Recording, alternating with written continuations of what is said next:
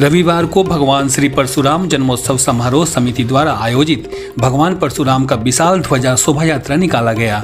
यह आयोजन बड़ा बाजार के सत्यनारायण पार्क अफीम चौरास्ता के समक्ष हुआ।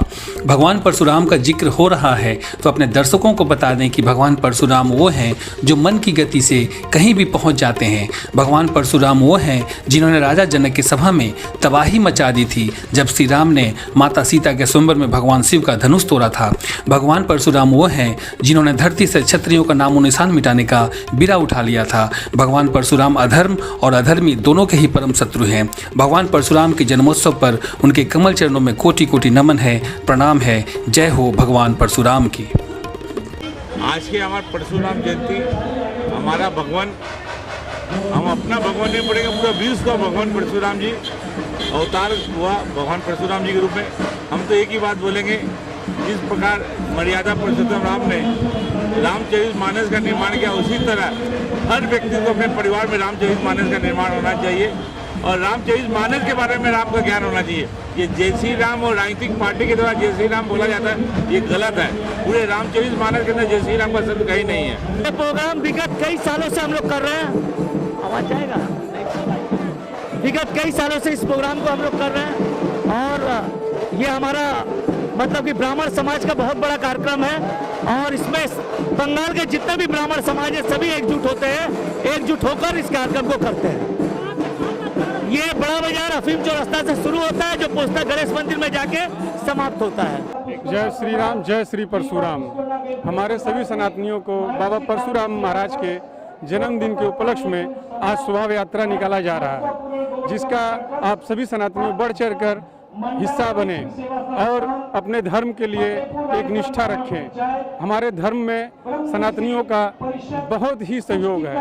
आज सनातन धर्म हमारे पूरे विश्व में अपना पताका लहराएगा। ये भगवान परशुराम जी भगवान राम के ही स्वरूप है और ये चिरंजीवी है, सब चिरंजीवी में एक है, जिनकी कहने का मतलब कि कभी भी मृत्यु नहीं होती। सतयुग में भी ये थे, त्रेता में भी थे, द्वापर में भी थे और इस युग में भी है। अभी भी महेंद्रगिरी पर्वत पर इनका निवास रहता है भगवान परशुराम का। और ब्राह्मण जो है, ब्राह्मण कुल, ये इनको अपना पूर्वज मानता है, इन्हीं के हम लोग वंशज हैं और इनकी महती कृपा है कि आप तो कलकत्ता में तो इतना नहीं है, हम लोग 10-12 साल से लगातार ये कर रहे हैं, लेकिन ऑल ओवर इंडिया में आप जितने भी कोंकण एरिया ना, नदी के तट पर गोवा से लेकर जितने भी तटीय एरिया पर इनके बहुत सारे मंदिर बने हुए हैं और इनकी बहुत अनुकरणीय कृपा है। इन्होंने जब क्षत्रिय लोग भी अत्याचार किए थे तो इन्होंने सत्र उठाया था और कई बार क्षत्रिय विहीन किया ताकि कोई भी क्षत्रिय अन्याय नहीं कर सके।